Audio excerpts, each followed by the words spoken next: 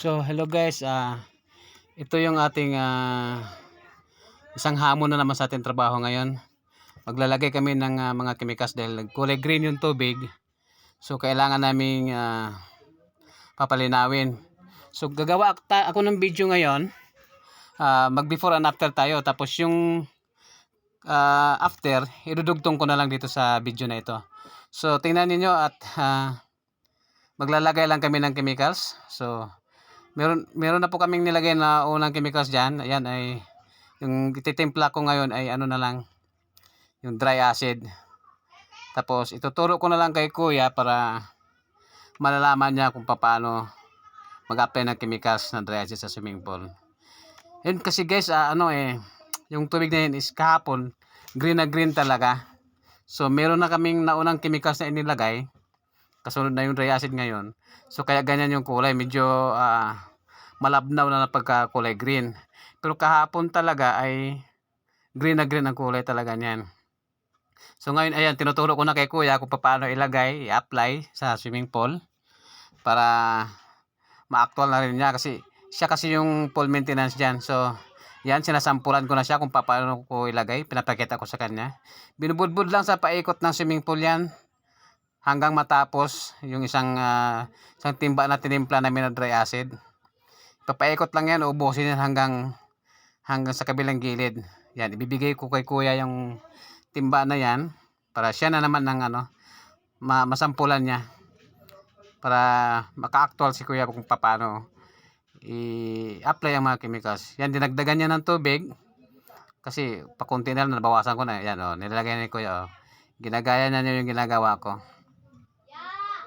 Yan, iikutan niya yun hanggang sa kabilang dulo na yun. Iikot siya. Nilagyan na naman niya ulit yung timba, dinagdagan. Kasi marami yung dry acid na yun inilagay ko. So, tinutunaw namin yan eh. Hanggat pag naubos na naman yung tubig, kumunti na, dadagdagan na naman namin. Kaya dinagdagan ni kuya yan. Yan. Naghugas si kuya muna. Tapos ikot na yan siya doon sa kabila. Tingnan nyo guys, iikot niya yun sa kabila. Diretso yan sa dulo.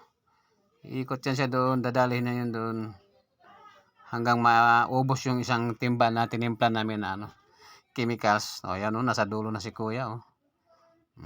Uubusin niya yan hanggang sa matapos yung isang timplahan namin. Excuse me. Ayan. Yan, dinagdagan na naman niya. So dagdag lang ng dagdag kasi marami pa yung buo na dry acid yan na hindi pa na-dilute. So kailangan naming tunawin lahat para makapaikot din kami dun sa kabilang dulo ng swimming pool. Ayan.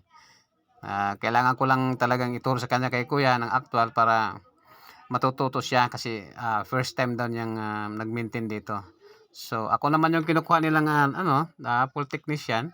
So tinuturo ko na lahat para solid naman yung binabayad nila.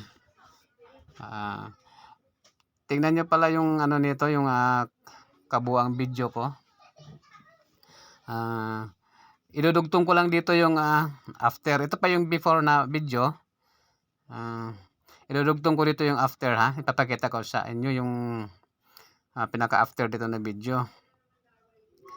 Kasi ayan, pagkatapos niya na magbabad si kuya niyan, ibabad muna namin ilang oras. Pero sa totoo lang naghabol talaga kami ng papalinaw yan sa tubig na yun kasi kinabukasan nga may guest daw sila. So sabi ko, sige try natin kasi nakikita ko sa sitwasyon ng tubig ay napaka green talaga, hindi kakayanin ng isang araw. So kahit umaandar ang makina niyan, naglalagay kami ng chemicals. Ayan ayan po yung video na after. So ginawa namin yan, nag-apply kami ng umaga, pagkahapon nag-vacuum kami. Tapos kinabukasan pinalo pa ng vacuum, naglilinis. Ayan yung resulta ng after ng video natin. Nag-blue na siya. Nang dahil sa chemicals na pinanglalagay natin, kaya nagkulay blue na siya.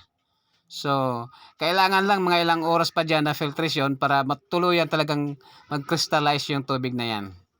Ayan, tingnan nyo, nagkulay blue na. Kasi nababad na namin siya ng parang isang araw tapos kinabukasan, yun, tuluyan. Nagkulay blue na. Pero kung mapapansin niyo yung dating video kanina, 'di ba, kulay green talaga, kulay green masyado. So, nababad lang kasi ng mga chemicals, kaya ayun nagkulay blue na. Pero sa tingin ko naman ilang oras lang filtration niyan, mas lalong lilinaw na kikinang na ang tubig niyan. Ano, thank you, maraming salamat.